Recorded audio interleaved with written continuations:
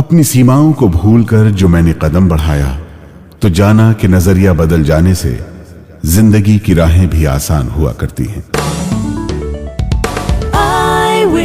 ये है रोशनी का कारवां। इस कार्यक्रम के प्रस्तुत करता है टेक महिंद्रा फाउंडेशन और स्कोर फाउंडेशन। ये है रोशनी का कारवां। रोशनी जो करती है अंधेरे को दूर, रोशनी जो लाती है दिल में नूर, रोशनी जो दिखाती है रास्ता। ये है रोशनी का कारवां। नमस्कार, आदाब, वेलकम। मैं हूं अरशद इकबाल, आपके और सिर्फ आपके साथ आपके अपने प्रोग्राम आए वे ये है रोशनी का कारवां में। दोस्तों, दृष्टिहीनता से जुड़ी जानकारी को आप तक पहुंचाने की मुहिम चली आ रही है नवंबर 2005 यानी 2005 से इस रेडियो शो के जरिए। इसके अलावा भी ये जानकारी आप पा सकते हैं हमारे बाकी के चैनल्स जैसे website, advocacy cell, help desk और अब टीवी सीरियल नजर या नजरिया से।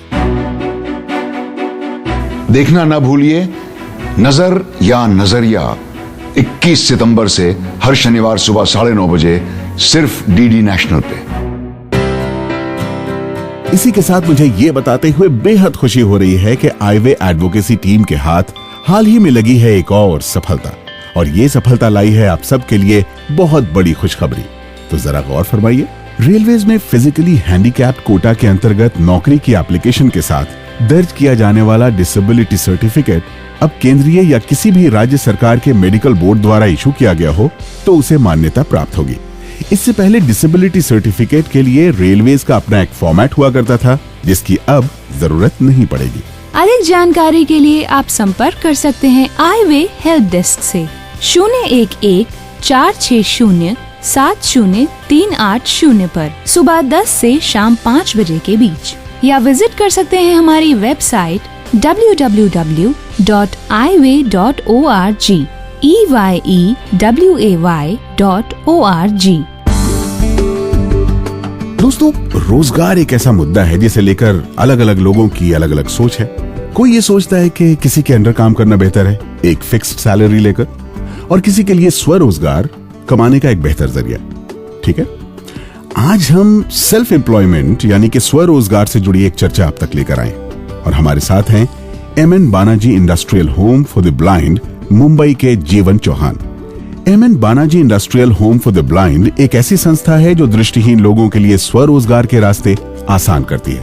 तो चलिए सुनते हैं अपने साथी जॉर्ज इब्राहिम और जीवन चौहान के बीच हुई बातचीत का कुछ अंश।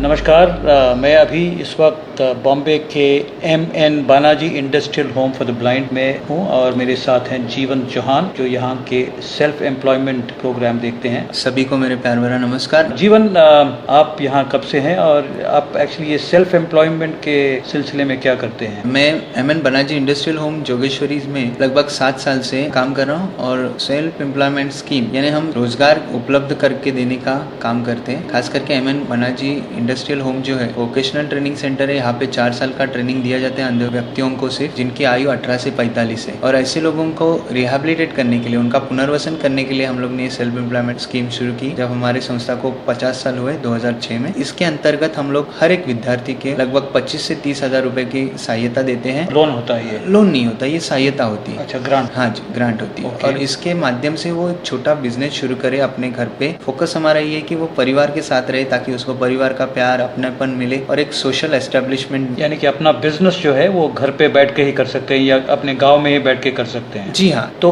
किस प्रकार के काम करते हैं, किस प्रकार के बिजनेस करते हैं? इसके अंतर्गत हम लोग किराना दुकान से शुरुआत करके मोमबत्ती बना के बेचने का व्यवसाय शुरू किया है। कुछ लोगों ने साउंड सर्विस का भी किया है, जो साउंड सर्विस हम लोग हायर करते हैं शादी, पीए सिस्टम जैसे। हाँ जी। कुछ लोगों ने तो आटे पीसने का चक्की लगाया है। कुछ लोगों ने नया अभी पेटीकोट्स या ऐसा जो कपड़े रहते हैं गारमेंट का, वो बिजनेस शुरू। कौन कौन सा ट्रेनिंग देते हैं आप? ये industrial home for the blind जो है, हम लोग यहाँ पे ट्रेनिंग देते हैं खास करके 4 विभागों में। पहला विभाग रहता है टेलरिंग, जहाँ पे वो कपड़ा सिलाते हैं। एक वीविंग करके सेक्शन है जो कच्चा धागा होता है उससे कपड़ा बनाते हैं। एक लाइट इंजीनियरिंग सेक्शन है जिसमें हैंगर्स हम बनाते हैं, आजकल कागज का जो प्लेट रहते हैं वो भी बनाते हैं। और एक चौथा सेक्शन है केनिंग, जिसमें हम लोग कुर्सियाँ बनाते हैं। तो ये 4 साल का ट्रेनिंग है। इसके अंदर सभी विद्यार्थी सभी सेक्शन से गुजरते हैं। और उसी के साथ साथ इस साल से हम लोग ने संगणक जो है, कंप्यूटर जो आजकल की ज़रूरत है, वो भी सिखाने की हम लोग ने कोशिश शुरू की। यहाँ स्टूडेंट बनने के लिए उनका बेसिक रिक्वायरमेंट क्या है? एज तो एक फैक्टर है जो 18 से 45, क्योंकि ये हमारा वोकेशनल ट्रेनिंग सेंटर है। इसके अलावा हमारा नॉर्म्स कुछ नहीं है, सिर्फ उस विद्यार्थियों को सीखने की चाहत होनी चाहिए, तो हम लोग यहाँ सिखाने के लिए बैठे हैं। यहाँ पर लोग कभी भी आ सकते हैं या साल में किसी पर्टिकुलर महीने में आना पड़ता है? कभी भी आ सकते हैं। हमारा एक फॉर्म रहता है वो भरने का, उसके साथ उसको कैरेक्टर सर्टिफिकेट देना चाहिए जो उनको पहचानता है। गांव में मेडिकल एक हम लोग टेस्ट लेते हैं जिससे पता चले कि इनको कोई संसर्गजन्य रोग नहीं है। इंडिया के कहीं से भी आ सकते हैं या सिर्फ महाराष्ट्र के लोग के लिए है? नहीं, हमारे यहाँ हिंदुस्तान के हर विभागों से लोग आते हैं। तमिलनाडु हो, कर्नाटक हो, यूपी हो, महाराष्ट्र से तो आते ही है, लेकिन हर जगह से आ सकते हैं। आपके जो विद्यार्थी जो ट्रेन होके जाते हैं ज़्यादातर गांव में ही है या बॉम्बे शहर में भी ऐसे लोग हैं जो काम कर रहे हैं? बहुत कम है, बहुत कम मुंबई शहर में। आमतौर पे गांव में के ही ज़्यादा है। देहाती भागों में काफ़ी हमारा ये जो प्रोजेक्ट चल रहा है आज के तारीख में, और काफ़ी सक्सेस भी है उस प्रोजेक्ट। पहले बात कर रहे थे कि यहाँ पर आप हॉकर्स के साथ काम करते हैं। हाँ जी, इसके बारे में थोड़ा बताइए। आज की तारीख में मुंबई में लगभग 50 से ज़्यादा रेलवे स्टेशन उपलब्ध है और यहाँ पे वो व्यवसाय करते हैं, जैसे फाइल बेचना हो, नोटबुक बेचना हो या पास कवर बेचना हो, ये सब चीज़ें बेचते हैं। अभी उनका बिजनेस ऐसा है कि वो सुबह खरीदी करते हैं, दिन भर बेचते हैं और जो कुछ नफ़ा आया वो अपने परिवार के लिए इस्तेमाल करते हैं। ठीक। अगर ज़ोरदार बारिश हुई या और किसी वजह से वो बैठ नहीं पाए तो उनका घर का खर्चा तो रुकता नहीं। तो ऐसी स्थिति में उनका जो कैपिटल अमाउंट है वो टूट जाता है और एक दिन ऐसा आता है कि उनका कैपिटल अमाउंट 0 हो जाता है, शून्य हो जाता है। जी। तो ऐसे लोगों को हम हेल्प करते हैं 2000 से लेकर 4000 तक। और इसके अंतर्गत हम किसी को भी कैश यानी पैसा नहीं देते, जो चीज़ चाहिए वो उपलब्ध करके देते, खरीद के देते हैं। हाँ जी। हम पूरे महाराष्ट्र में पहुँचे हैं। आज पुणे, नासिक, नागपुर, अमरावती से भी हमारे पास हॉकर आते हैं और उनको हम लोग ने हेल्प किया और लगभग 771 लोगों को हम लोग ने आज हेल्प किया है। तो जीवन, आपका जो आँखों का प्रॉब्लम है ये कब से है? मेरा ये आंखों का प्रॉब्लम फर्स्ट स्टैंडर्ड से है। तब तक मुझे पूरी तरह से अच्छी तरह से दिखता था, तो ग्लूकोमा की वजह से। ग्लूकोमा की वजह से। तो आपने पढ़ाई वगैरह कहाँ से किया? पढ़ाई मैंने नॉर्मल स्कूल से ही किया और मुंबई में इंडियन एजुकेशन सोसाइटी करके एक बड़ी इंस्टीट्यूट्स है, एजुकेशन के बारे में काम करती है। उनकी एक राजा शिवाजी विद्यालय करके दादर में लोकेटेड स्कूल है, वहाँ से मैंने स्कूलिंग किया। जी। साउथ इंडियन एजुकेशन सोसाइटी का एक कॉलेज था, उन से ग्रेजुएशन किया और Tata institute of social sciences से MSW करके गवर्नमेंट ऑफ लॉ कॉलेज से LLB किया। तो काफ़ी क्वालिफिकेशंस हैं आपके। हाँ जी। जाहिर है कि आपको पढ़ने लिखने और क्लास में एक्टिविटीज़ में पार्टिसिपेट करने में दिक्कत हुआ होगा, तो किस प्रकार का मदद आपको कहाँ से मिला? चीज़ ऐसी हुई कि मेरी दृष्टि धीरे धीरे जाती गई जी। तो इसलिए मुझे एक समय मिला कि मैं उस सिचुएशन को अडॉप्ट करूं, उस सिचुएशन से जुड़ जाऊं। और ये पूरा श्रेय मेरे परिवार को जाता है, माता पिता को, मेरे भाई को और मेरे सभी उस समय जो फ्रेंड्स थे, उन्होंने कभी मुझे महसूस नहीं होने दिया। तो इसलिए मैं फर्स्ट स्टैंडर्ड में जितने उत्साह से खेलता था वही मैं उत्साह से 10 स्टैंडर्ड तक भी खेल रहा था। आज भी उनमें से बहुत सारे दोस्त मेरे साथ रहते, खुशियों में मेरे साथ रहते, कोई दुख का समय होगा तो वो रहते। तो ये सपोर्ट मेरे को बहुत अच्छा मिला और मेरा भी एक मेंटल पावर बन गई थी कि ये होने वाला है। तो इसलिए मैंने उसको उस उम्र में लगभग 5 या 6 उम्र में मैंने उसको एक्सेप्ट किया था। तो इसलिए ज़्यादा दिक्कत नहीं हुई। नॉर्मल स्कूल में ही आगे पढ़ाई जारी रखी, इसलिए थोड़ा बहुत अच्छा सपोर्ट मिला सबसे। ये आज की तारीख में कुर्सियाँ जो हैं, चेयर्स, हाँ जी, तो केनिंग जो है ये एक पुराना आउटडेटेड सिस्टम हो गया है, केन चेयर्स। सही। तो अभी भी आप लोग केनिंग का ट्रेनिंग देते हैं, तो इसका कोई खास वजह? सरकार ने ये कोर्स अनिवार्य किया है वोकेशनल ट्रेनिंग के लिए, तो इसलिए हमारे पास वो चल रहा है। अभी नया कोर्स इसका हम लोग पेपर प्लेट्स करके शुरू किया है, जिसके अंतर्गत हम लोग पेपर प्लेट्स बनाते हैं जी।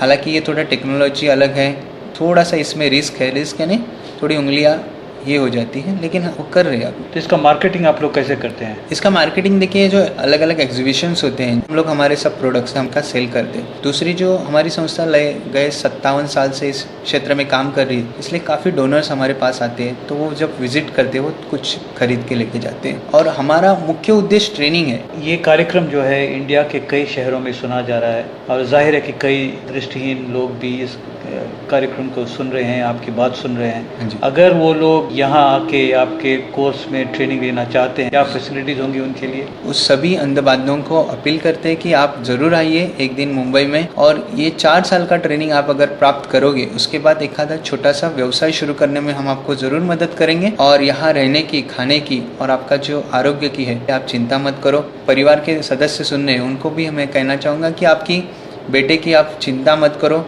4 साल के लिए उसकी चिंता हमारे पे छोड़ दीजिए। तो यहाँ पर लड़कियों के लिए ट्रेनिंग नहीं है, सिर्फ लड़कों के सिर्फ लिए? लड़कों के लिए हमारे। बहुत बहुत शुक्रिया जीवन, आपने हमसे बात किया। उम्मीद है कि कई लोग आपकी बात सुनी और इससे प्रेरित भी हुए होंगे। शुक्रिया। हमारे देश में कई ऐसे लोग हैं जो दृष्टिहीन हैं और खुद का बिजनेस रन करते हैं। इनमें शामिल हैं गुवाहाटी के गौतम बरुआ, जो कि मोबाइल रिचार्ज शॉप चलाते हैं, और दिल्ली के संजय डैंग, जिनका ट्रैवल एंड टूरिज्म का कारोबार है। भाई, चलती का नाम गाड़ी है, और इस गाड़ी को चलाने के लिए चाहिए तो बस एक जज्बा। गाड़ी बुला रही है, सीटी बजा रही है, चलना ही जिंदगी है, चलती ही जा रही है। गाड़ी बुला रही है, सीटी बजा रही है, देखो वो रेल बच्चों का खेल, सीखो सबक जवानों, देखो वो रेल बच्चों का खेल, सीखो सबक जवानों, सर पे है बोझ, सीने में आग, लब पे धुआं है जानो, फिर भी ये गा रही है, नगमे सुना रही है। दिल्ली, हैदराबाद और बेंगलोर के शारीरिक रूप से निःशक्त जनों के लिए एक खुशखबरी। टेक महिंद्रा फाउंडेशन का स्मार्ट प्लस सेंटर लाया है मुफ्त में ट्रेनिंग और नौकरी का सुनहरा अवसर। विस्तृत जानकारी के लिए संपर्क करें आईवे हेल्प डेस्क से 011-460-70380 पर। ओए होए, समय का इशारा है कि अब आपसे एक सवाल पूछ लिया जाए, है ना? लेकिन भैया, इससे पहले आप जानेंगे एपिसोड 1 के सवाल का सही जवाब देने वाले विजेता का नाम। तो आइए निकिता, बताइए। दोस्तों, एपिसोड 1 का सवाल था, इनमें से कौन सा उपकरण दृष्टिहीन छात्रों की मदद करता है दोनों मैथ्स और साइंस पढ़ने में? और सही जवाब है बी, टेलर फ्रेम। सही जवाब तो बहुत लोगों ने दिया, पर लकी हुए हैं फरीदाबाद के भानु कपूर। भानु जी, आपको आपका इनाम बहुत बहुत मुबारक हो। भाई वाह, शुक्रिया निकिता। और अब आज यानी एपिसोड 3 का सवाल। भारत सरकार ने NHFDC यानी national handicap finance development corporation का निर्माण किया है। आपको बताना है कि इस संस्था का क्या काम है। ए, दृष्टिहीन या अन्य विकलांग जनों को स्वरोजगार के लिए वित्तीय सहायता देना। बी, दृष्टिहीन बच्चों को शिक्षा देना। या सी, ये एक पुनर्वास केंद्र है। अपना जवाब आप हम तक पहुंचा सकते हैं SMS या ईमेल के जरिए। अपने जवाब के साथ एपिसोड नंबर, आपका नाम और पता लिखना ना भूलें। SMS के लिए हमारा नंबर है 9968329329 9968329329 और हमारा ईमेल आईडी है radio@iway.org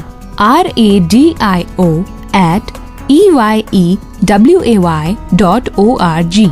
तो दोस्तों, मुझे उम्मीद है कि आपने ये सब कुछ नोट कर लिया होगा। ये 15 मिनट बस 15 सेकंड की तरह निकल जाते हैं। मुझे उम्मीद है कि ये थोड़ी सी जानकारी जो हम आपके लिए लेके आए थे वो आपके किसी काम जरूर आएगी। फिलहाल मुझे यानी अरशद इकबाल को दीजिए इजाजत। खुदा हाफिज। ये है रोशनी का कारवां। इस कार्यक्रम के प्रस्तुतकर्ता थे टेक महिंद्रा फाउंडेशन और स्कोर फाउंडेशन।